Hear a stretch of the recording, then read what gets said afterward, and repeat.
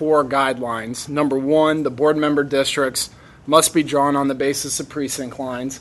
Number 2, the board member districts must be drawn as nearly as practicable of equal population. Number 3, the total population of the largest board member district must not exceed the smallest board member district by more than 5%. And number 4, the board member district lines must not cross the precinct lines. Now, in addition to that, subsection B of the same statute, 2025-34, states that 5 members shall be elected from the school board districts in which the members reside, and 2 members must be elected at large. And the important part for you is that not more than 2 of the members who serve on the board may reside in the same school board district. So that provides an additional criteria when analyzing this proposal.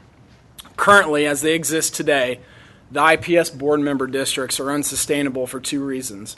Number 1, the total population of board member district 5 exceeds the total population of board member district 4 by more than 5%.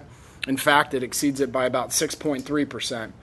And number 2, we have 14 split precincts which encompass these board member districts. And when I say split precincts, I mean that there is a precinct that encompasses more than one board member district. This is largely a result of Marion County's efforts to redraw their precincts at the end of 2011. Those precincts didn't necessarily jive with outdated IPS board member districts that were drawn 10 years ago. So the Department of Education's approach in this process was to develop an alternative plan for the state board to analyze in conjunction with community partners, speared through community input. And working with a group of individuals on this plan, representative groups included the Indianapolis Urban League, the Indianapolis National Association for the Advancement of Colored People, Stand for Children, the National Council on Educating Black Children, La Plaza Inc., the Indianapolis Chamber of Commerce, the Local Initiative Support Corporation, the Concerned Clergy, and locally elected state representatives. When this group got together, we certainly did not want to perform a radical redraw of the IPS board member districts. Our goal was to maintain as much of the status quo while performing a cleanup so that this map would be statutorily compliant, which it currently is not. And so with that approach, we thought it would be best to first analyze the split precincts. Out of those 14 split precincts that I mentioned to you, 10 of them have an effect on population. The other 4 are merely just mapping disparities where the splits override rivers or areas that there's no population. So of those 10 split precincts, this is where I relied heavily on the members of this committee and their representative groups to get input on the communities of interest. Were these split precincts more aligned with board member district A or board member district B? From about the middle of January to the beginning of March when I turned in this proposal to you all, I think I conducted over 30 meetings with these community members to make sure that their input was reflected in the maps that we drew. In addition to that, when analyzing these districts, I plotted the 3 IPS board members who are not up for re-election this coming November. IPS operates under a staggered election, so out of the 7 board members, 3 of them are not going to be up for election this November, while 4 of them will be. And the reason that I did that is I wanted folks to understand that no plan that we submitted to you was going to affect where those current board members resided today. It's possible that through creative mapping, you could take a board member who is in charge of District 1, and because of your mapping efforts, you make them now in charge of District 2. And we certainly didn't want to touch any of that. And thankfully for our approach, the split precincts didn't affect any of the areas where those board members reside today. We were also cognizant of the Voting Rights Act, which states that no voting qualification or prerequisite to voting or standard, practice, or procedure shall be imposed or applied by any state or political subdivision in a manner which results in a denial or abridgment of the right of any citizens of the United States to vote on account of race or color. And what this really gets at is diluting discernible interest groups who have a majority hold on the area that they affect. And why certainly we didn't necessarily come into this situation when doing this cleanup of the maps. We were cognizant of the underlying principle that we didn't want to uproot folks who maintained a current majority in the areas that they were today. So after the splits were decided on by this committee, we analyzed the total population and the demographics of where they currently stand today. And as you can see from the proposal that we submitted to you, the population disparities that are currently present within the IPS board member districts were greatly reduced. Under our proposal, the largest board member district, District 5, only exceeds the smallest board member district, District 4, by 1.3%, and that's compared to 6.3% disparity that exists today. We also maintained the largest board member district being District 5 and the smallest being District 4, so we didn't make a total population shift in how the board member districts currently exist today. Furthermore, each board member district was drawn as nearly as practicable of equal population as the statute charges. After our proposal was completed, each board member district has roughly about 59,000 people in total population, give or take a few hundred, which is much more closely aligned, tightly aligned than they. And finally, demographics balance of vulnerable interest groups. No groups were diluted to lose their voting majority within those groups. And so with that, we submitted the proposal to you all. And at this time, I'll open the floor for any questions that you may have. I think I saw the materials, but it was also submitted to IPS itself. Mm-hmm, correct. Did we get any feedback from them? Well, IPS, through their board, approved the proposal that we were submitting, so.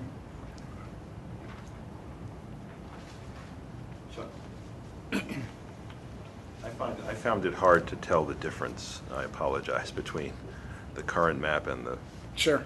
and the proposed map. And Is there that just isn't. because they were fairly minimal, Correct. and this precinct, getting rid of the split precincts is what resulted in the balancing of population more effectively? That's correct. Yeah, after we analyzed So the there are no major dramatic changes? No. It's just- No major dramatic changes. And after we brought the split precincts into compliance with the statute Right. by placing them in one board member district or the other, that in fact took care of the other major problem, which was the population disparity between the largest board member district and the smallest board member Got it. district. I make a motion to accept the proposed Motion? boundaries. Motion. We have 2 seconds. Any further discussion? All in favor, please signify by saying aye. Aye. Opposed? Chris, you did excellent work on this. I received feedback from Representative Crawford, Representative Porter, who said they were very pleased with the way that the department conducted this, and were appreciative of the way we got to the outcome. So, Chris, you're to be commended for your incredible work. I know this was very time-consuming and tedious, and we appreciate what you did. Yes, thank you very much. Thank you, Dr. Bennett. Thank you, board. Proposed revisions to 511 IAC 6.2, commonly known as the turnaround rules. I believe Dale is going to walk you through that.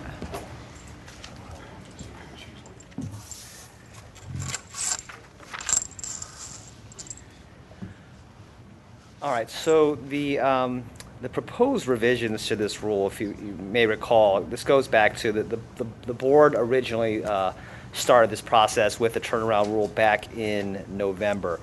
And at the time, there were some provisions that we included in the rule deliberately ahead of the start of the 2012 legislative session because we wanted to, first of all, get some public comment on some of the ideas we were proposing with regard to turnaround. And we also wanted to get feedback from the General Assembly as well.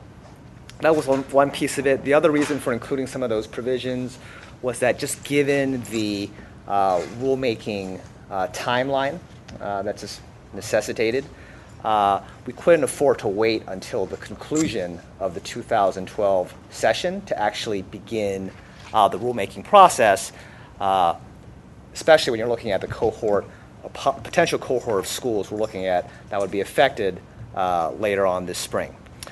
So now, with the conclusion of the 2012 session and where the General Assembly landed with regard to turnaround, there are some items that were initially included in the rule that we wanted to basically clean up to make sure that it was accurate and consistent with where the General Assembly landed. So just, again, some of the big pieces, remember, these were originally included in the rule, but now we are removing them as part of the revisions, are one, the piece around accelerated accountability. If you will recall, we had proposed shortening the timeline in terms of the 6-year window down to a smaller window. Another piece that we had included that we are now removing to, again, be consistent with statute is looking at the 2 lowest designations versus just the lowest designation as it is in statute now. Also, there was a parent trigger piece that is also being removed. And then I would say the last big piece, again, to ensure accuracy and consistency with statute, is the piece in the rule that focused on the transition strategy. Well, there's a lot of questions about, what happens to a turnaround academy after it is successfully turned around. We had some language in there around the school possibly becoming an independent school, but again, based on what happened last session, to make sure that it's accurate and consistent, we're also removing that from the rule. So that was a very, very long-winded way of saying is the proposed revisions aligns the rule with what is currently in statute with regard to turnaround. Will you please comment on the comment? Were you here this morning when the ISTA lady made her? I wasn't actually here, but I heard some of the comments, yeah. Could you respond to those, please?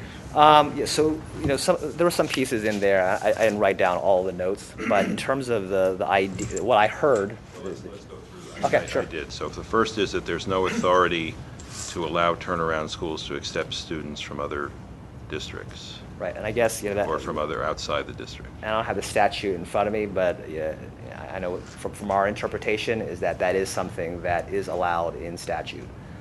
Okay. No authority to fine schools, I think she said. Yeah, and there's a provision in statute about the state board having the authority to, again, my words, but basically withhold dollars if a school corporation takes adverse action. Okay, well, let's make sure about that, because I think she was saying, I think she acknowledged the fact that you could withhold the per student funding, but I think that was viewed as different than a fine. Okay. So I don't know if there is a difference or a distinction. I think especially in light of our experience this year, the more options or tools we can give ourselves to compel cooperation, the better. Right. And one of the other comments I know she brought up was the whole question about lead partners, that the lead Right. partner is not specifically spelled out in statute what the special management team is, but if you actually look at the menu of options that's always been in statute, there's a piece in there about both other recommendations from the department as well as any recommendation that comes about from the public hearing. So really, again, and we said this in the very beginning, it's very broad in terms of the interventions that are available to the state should a Right. school get to year 6. And the final one had to do with perf and turf that the legislature's intent was that for perf and turf would remain the retirement plan. Right. I believe, and I don't know if Matt's in the room. Do we capture that in our? Is that going to be the operational year contract, the perf turf piece, or no? No, it's not. Okay, that's not going to be in there. But yes, we do recognize that is going to be that was something that did come out of the 2012 session. Okay. One thing she brought up was there is no requirement for teachers to be licensed. There is actually, out of the 2012 session, there was specific language in there. I don't have it off the top of my head, but basically it says that any teacher that is employed by a turnaround operator needs to be licensed under the Indiana code pertaining to license. And that actually was a piece of language that came out of what was House and Road Act 1376. Can I just piggyback on that? Dale's absolutely right. So that was in 1376, and the language in 1376 required that language actually be in the contract as well, and it is. So, the other side of the coin, is there anything that this amendment does that in any way, however small, constricts this board or the department's ability to take the right action with regard to a turnaround academy in the context we discussed earlier today? Is there anything in here that constricts our ability, that we do to ourselves to narrow what we've got? In terms of on narrowing what's currently provided, in my opinion now. Part of the legislative, what did they call that? The new Education Commission that's meeting this summer. If you get those dates, I occasionally am interested in sitting in on those discussions. Yeah, I believe we can sort of get those to you when I don't think they're made available. Because they're going to make that information public. Right. So, But it's not yet. yeah. So these are proposed rules, and then these would be, of course, go out for review and hearing and all that? These are not, right? These That's are, correct. yeah. This is the first step. Next step will be publication Okay. and public hearing. And then So- it'll come back to you again for final. I guess I'm in the moving mood today. I'll move acceptance of the proposed revision. Do we have a second? Second. We have a motion and a second. Any further discussion? All in favor, please signify by saying aye. Aye. Opposed? Approval of the remediation prevention grant distribution. Michelle Walker? Thank you. In Wes's absence, I'll be presenting on the IREAD. I'll also tell you about IREAD. I want to tell you about IREAD since we're releasing results today. Wes is in, do you want to know where he is? Hawaii. Maybe we should have had the meeting there with him. Thank you, Dr. Bennett, members of the board. Wes did send to you a memo recently regarding the remediation for I-STEP from spring 2011 that we'd like to make an allocation by the end of June, this coming June. He outlined really the law around that and the formula, as well as a list of school corporations and the amount that they would be receiving. Just as a quick overview in terms of how this is figured, the funding is based on the standard error of the assessment. And if a student's score is within one standard error, they're considered what we call a Tier 3. And the dollar figure for that amount was $3.84. If a student is two standard errors from within two standard errors, that's a Tier 2 student, and that's approximately double the amount, so it was $7.70 per student. And a student who is within three standard errors is actually receiving for the school corporation $15.50. That's per content area. So a student, if they fail more than one content area, would generate additional dollars. How this works is we're bringing it to you today for approval. And then following that, Wes will actually meet next Friday the 13th of April, with the State Budget Committee and present the information that you've approved today. And then the State Budget Agency will approve that for reimbursement to schools if they submit what's called a remediation grant. And actually, Melissa Ombre works with schools on that allocation. But just so that you know, schools do have to provide 50% match for the remediation. And I don't know if you have questions about that or if you'd like for me to go into more detail. Do we have to go by this form? Is there any option to alter the formula or to That's a great Wes question. unfund a, Yeah, I'm not sure if it's in, just like it's in still law statutory? according to his memo here. Yeah. So it sounds like that would require a change at the legislative level. Motion to approve? Well, so why, I don't know, I guess why do we have, if it's all in law and it's all kind of done by formula, it's just kind of waiving. It's just math, but the law tells us we have to do it. Yeah, It's, Right. we have to actually approve the rule. You have to develop the formula.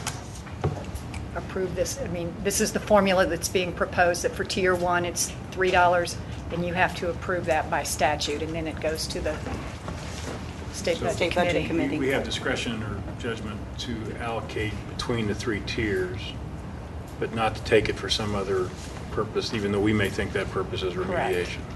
That's correct. Do we have any idea what they use this money for?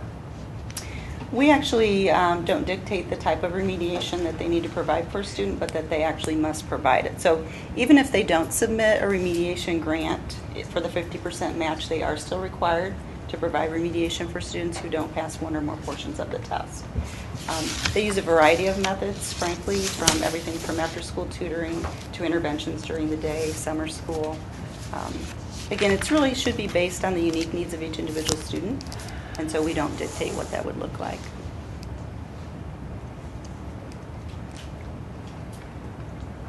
Move approval. We have a motion. Do we have a second? Second. We have a motion, second. Any further discussion? All in favor, please signify by saying aye. Aye. Opposed? I wonder, Dr. Bennett, if I could share a little bit about IREAD 3. Sure. So as of about 2 a.m. this morning, CTB was loading the electronic data into our Indiana online reporting system called INORS. And that data is available now to schools and corporations. It's at a student level as well as the class level, so a teacher can go in and see his or her class. And it's aggregated up by grade level, so administrators can look at all third graders at the school, for example. We did have some schools that did not submit their materials for scoring. They had to ship them back to CTB by Friday, March 23rd, and if they did, those results are available right now. And for those who did not, we'll have results available at the end of this month, early May. So unfortunately, our state release will have to wait until we have all of the data. And so early May, we'll have a state release of the IREAD 3 results. A couple of things I wanted you to know about is that we are sending a sample parent letter today to school corporations that they're welcome to use or modify, as well as a letter to third grade teachers to explain the results, how to use that information, how to impact instruction for students in the classroom. And then we have a very short slide deck that shows samples of the reports and specifically how to use that information. If you have any questions, be glad to answer them today. Thanks, Michelle. You're welcome. Thank you. Last action item is, Matt, do you want to do it the request for delegation of authority, or do you want me to do it? Let me. You want to do it? Yeah. Go right ahead. Let me kind of explain where we are. Obviously, the storms that hit Henryville created relocation issues. We still have large numbers of students who are displaced from their homes. And so we have some issues that Henryville, West Clark schools, specific to Henryville. Now, I want to be very clear about that because this is not West Clark schools as a district, because Silver Creek and Borden, the schools within their intra-district boundaries, all tested on schedule. Okay? So this is specific to Henryville High School, Henryville Junior High School, and Henryville Elementary School, which are all housed in the building that was hit. Those students, especially elementary, middle, I-STEP students and IREAD 3 students, have missed testing deadlines. Okay, in other words, we were not able to give those tests in the window because those students didn't have a school to attend and we were still relocating them. What we are seeking authority to do is to work with the West Clark District to make whatever arrangements we need to make whatever decisions are best for those children in that school community and school district. So again, I want to just to be very, very clear and kind of give the full scope. You know, we could consider everything from a rescheduling of certain administration to waiving an administration based on what we get from the psychometricians regarding testing windows, what is psychometrically acceptable to still test. There are a number of these issues that we have to work through in a very short order to work with Henryville. Just so all of you know, Henryville High School went back to school yesterday. Okay, they are housed in the Science Park in Scottsburg, and they got those kids back into school yesterday. And that is the Henryville Junior and Senior High School students. The Henryville Elementary students are housed at the old Graceland Baptist Church School in New Albany. So what they are doing right now is they are busing all the kids to Henryville, to a lot very close to where the old school used to be. They split the buses and shuttle them in two separate directions and get them to either Scottsburg, if they're junior, senior high school students, and elementary school down in New Albany. The elementary kids started 3 days before spring breaks, which was last week for them. So we have to make these decisions in very short order. We will be on the phone with the West Clark administration to really come up with a plan that meets the needs of the children, best meets the needs of the school community and the district, and we need your authority to make modifications to the assessment schedule. So moved. We have a motion, we have a second. Any further discussion? Matt, did I miss anything there? All right, all in favor, please signify by saying aye. Aye. Opposed? Yeah, sure. This testing issue runs in other areas, the virtuals. Have we ever considered doing almost like a library bus, but it's bigger in terms of a pilot? And I say that because I know they do this in California where they have a lot of virtual schools, and that way they don't have to find a place, and there's more security and proctor available. I would say, Joe, we haven't to date. I would say as we move to Park, because of the driving this, trying to look at what we're going to do regarding online assessment, I think that reality will become more of a possibility moving. We haven't to date, and I think now, especially I'll speak for 26 Park states, I think we're all kind of waiting to see what Park administration will look like, so that if we can come up with those type of solutions, we can do that based on the new assessment. The Army does that. Yes. Yeah. The second question I had is more big picture for all of us. On a statewide basis, do we have any information collaborated on the spending and uses and results of PD? And I'm asking because I don't know if anyone else here gets approached by vendors who think they have the latest, greatest PD that they want to bring and why. Do we even know what our results are, what we've spent, or who or where we've spent those dollars? No, we can get that for you. We will do that. Any other comments, discussion? Do we have a motion to adjourn? Second? Second. Vote? Yeah.